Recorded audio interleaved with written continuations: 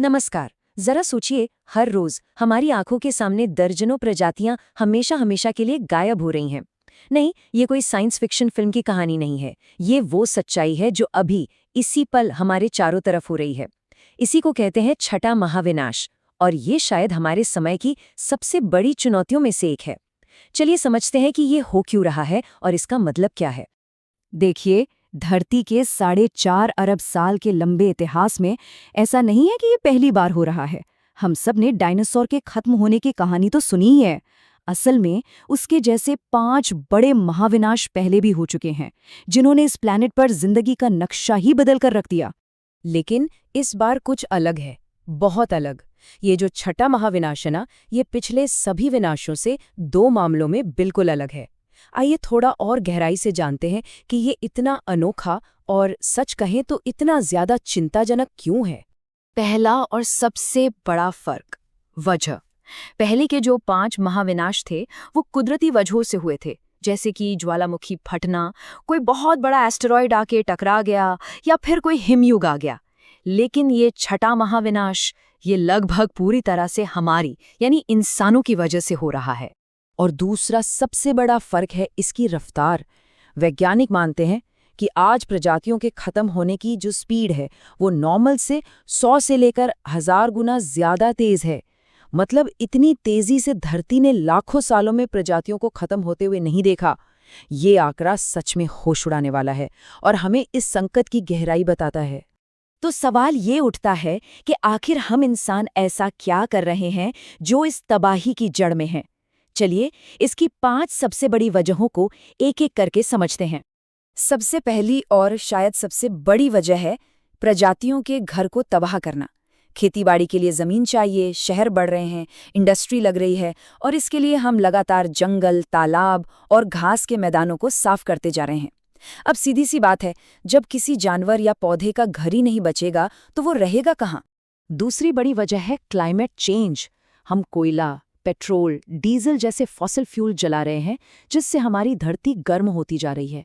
ये गर्मी इकोसिस्टम को इतनी तेजी से बदल रही है कि बहुत सी प्रजातियां इसके साथ एडजस्ट ही नहीं कर पा रही।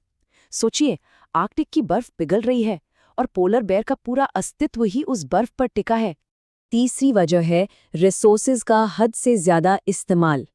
हम समुद्र से इतनी ज्यादा मछलियां निकाल रहे हैं कि वो दोबारा पनप ही नहीं पाती। जंगलों को अंधाधुंध काट रहे हैं, गैंडों और हाथियों जैसे जानवरों का अवैध शिकार कर रहे हैं। मतलब हम चीजों को इतनी तेजी से खत्म कर रहे हैं कि उन्हें संभलने का मौका ही नहीं मिल रहा। चौथी वजह है हर तरफ फैला हुआ प्रदूषण। हमारे समुद्रों में प्लास्टिक तैर रहा है, खेतों से केमिकल और कीटनाशक बहकर नदियों में जा रहे हैं, फैक्ट्रियों का जहर, ये सब हमारी जमीन और पानी में घुल रहा है और न जाने कितने ही जीवों की जान ले रहा है। और पांचवी वजह है इन्वेजिव स्पीशीज। ये ऐसे जीव जंतु या पौधे होते हैं जिन्हें इंसान गलती से या जानबूझकर एक नई जगह पर ले आते हैं। अब नई जगह पर इनका कोई कुदरती शिकारी तो होता नहीं, तो ये वहाँ के लोकल पेड़ पौधों और जानवरों को हराकर उनका खाना और जगह सब कुछ छीन लेते हैं। अच्छा, तो अब कई लोग सोच सकते हैं कि ठीक है, जानवर और पौधे खत्म हो रहे हैं, दुख की बात है, पर इससे हम इंसानों पर क्या असर पड़ेगा? ये सोचना एक बहुत बड़ी गलती होगी, क्योंकि इस तबाही का सीधा और बहुत गहरा असर हम इंसानों पर ही लौट कर आता है। देखते हैं कैसे। एक छोटा सा उदाहरण लेते हैं मधुमक्खियों का। अगर मधुमक्खियां और उनके जैसे दूसरे कीट खत्म हो गए तो हमारी फसलों में पॉलिनेशन यानी परागण नहीं होगा, और अगर परागण नहीं हुआ तो फसलें नहीं उगेंगी। मतलब दुनिया भर में खाने का एक बहुत बड़ा संकट पैदा हो जाएगा। ये हमारी फूड सिक्योरिटी से सीधा जुड़ा हुआ मामला है। कुदरत हमारे लिए बहुत से काम मुफ्त में करती है। जंगल हमारी हवा को साफ करते हैं, नदियां और तालाब पानी को फिल्टर करते हैं। जब हम इन इकोसिस्टम्स को खत्म करते हैं तो हम असल में अपने ही लाइफ सपोर्ट सिस्टम को तोड़ रहे होते हैं। हमारी सबसे बेसिक ज़रूरतें, साफ पानी और साफ हवा तक दांव पर लग जाती हैं। और फिर एक और बड़ा खतरा है महामारियों का। जब हम जंगलों को काटते हैं तो वहां रहने वाले जंगली जानवर इंसानी बस्तियों के करीब आने को मजबूर हो जाते हैं। इससे होता यह है कि जो वायरस पहले सिर्फ जानवरों में थे, उनके इंसानों में फैलने का खतरा कई गुना बढ़ जाता है। कोविड-19 ने हमें दिखाया है कि ये कितना भयानक हो सकता है। तो ये तो बात हुई वजहों और असर की। लेकिन ये संकट असल में कितना बड़ा है? चलिए कुछ आंकड़ों पर नजर डालते हैं जो शायद इसकी पूरी तस्वीर और साफ कर देंगे। प्रकृति के संरक्षण पर काम करने वाली दुनिया की सबसे बड़ी संस्था है IUCN। उनके मुताबिक दुनिया की 28% से भी ज्यादा प्रजातियां जिनके बारे में हम जानते हैं आज विलुप्ति की कगार पर हैं। इसका मतलब है हर 4 में से 1 से भी ज्यादा प्रजाति पर हमेशा के लिए खत्म हो जाने का खतरा मंडरा रहा है। अगर हम इसे थोड़ा और करीब से देखें तो कुछ ग्रुप्स के लिए हालत बहुत ही ज्यादा खराब है। करीब 40% उभयचर यानी मेंढक जैसे जीव, 25% तनधारी और 13% पक्षी खतरे में हैं। पता है, उभयचरों का आंकड़ा सबसे ज्यादा परेशान करने वाला क्यों है?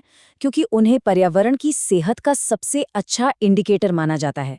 अगर वो संघर्ष कर रहे हैं तो इसका मतलब है कि पूरा का पूरा इकोसिस्टम संघर्ष कर रहा है। अब ये सारे आंकड़े और फैक्ट्स सुनकर निराश होना, उदास होना बहुत स्वाभाविक है, लेकिन सबसे जरूरी बात यह है कि इस कहानी का अंत अभी लिखा नहीं गया है। पिछले महाविनाश तो लाखों साल पहले हुए थे, पर ये वाला हमारी आंखों के सामने अभी हो रहा है। और इसका मतलब जानते हैं क्या है? इसका मतलब है कि हमारे पास अभी मौका है।